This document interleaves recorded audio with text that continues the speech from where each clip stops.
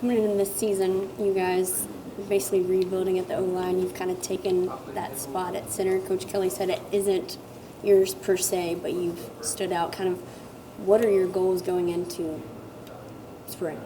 My goals coming into spring and for the end of spring, I just want to work hard every day and, lock down the center job. Really, that's my main focus this year right now. But as far as depth chart, like Coach Kelly and Coach Davis say every day, it's extra thin. So I got to go out there every day and prove to Coach Kelly and Coach Davis that I can play this position and I can have this job, and this will be my job. Charles, the biggest adjustment playing center is you've just got so much more to worry about. Checks, snapping it, make sure it's good. Is that the biggest adjustment that you've had to deal with?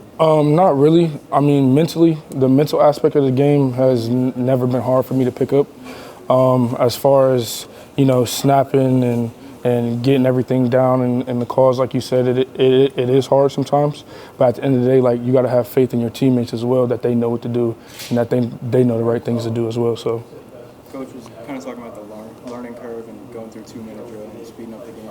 How fast do you feel like you're picking these things up? I feel like I'm picking them up very well. There's some things I got to work on, of course. When the QB changes the call, I got to, lock in and make sure I'm getting that call resorted all the way back down the line, for that way we can all work as one unit. But yeah, I feel like the transition 2-minute and speeding things up has been going well for me.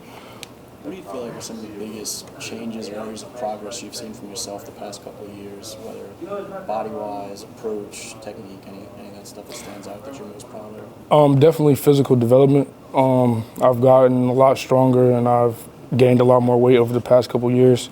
About 2 years ago, when I was at 295, 290, I felt like it was a bit more sloppy and it was bad on my knees a little bit.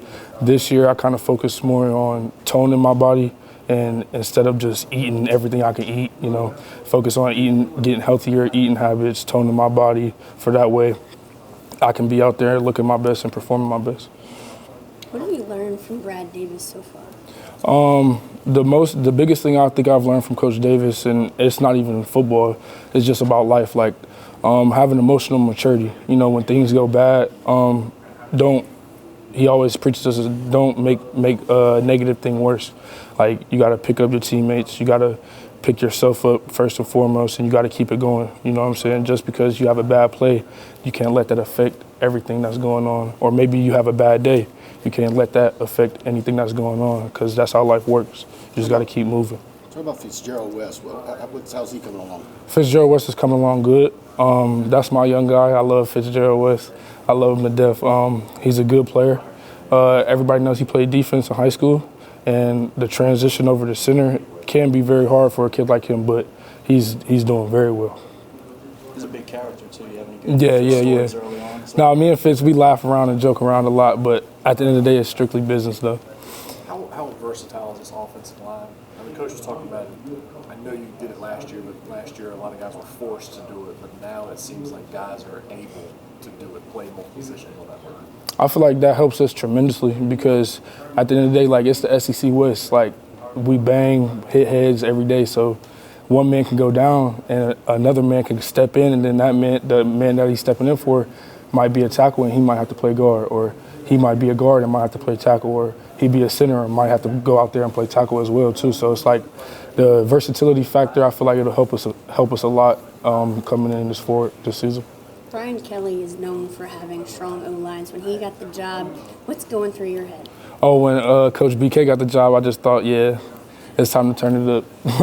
He gonna make sure he gonna get this straight for sure, because I know his track record at Notre Dame, some of the best O-lines in the country year in and year out. So I feel like the main emphasis for him was to come and help us get better and help us have a stronger unit. Two more guys. Chemistry is important between the center and the quarterback. Any one particular QB that you kind of have a better connection with? Not really, to be honest. I mean, I feel like I have a good connection with every single QB on our roster. Like, I'm the type of guy, I'm laughy, funny, play around, love to joke, but at the end of the day, like, business is business. So when I lock in, I really lock in. So all the QBs know that I have a great relationship with them. What you seen from Will Campbell so far, and how big could he be for that unit if he emerges the way he looks like he might? Will Campbell, he's been doing tremendous. Coming as a freshman, you don't see very many freshmen like him. He's very, very physically ready to play the game. There are things that he has to work on. There are things that everybody has to work on. But at the end of the day, I feel like he could help us a lot this year.